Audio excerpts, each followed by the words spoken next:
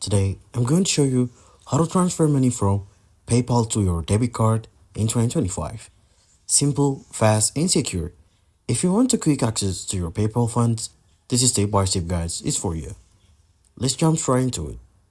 First, open the PayPal app or go to the PayPal website and log into your account.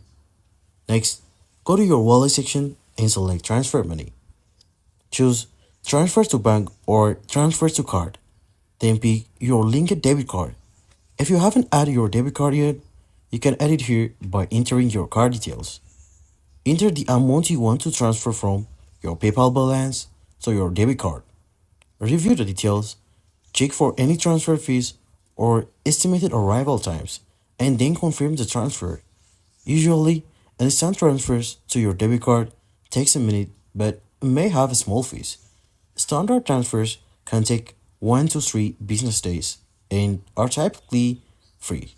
And that's it. Your PayPal funds will be on your debit card shortly. Thanks for watching.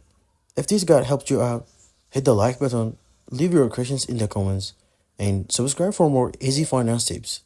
See you in the next video.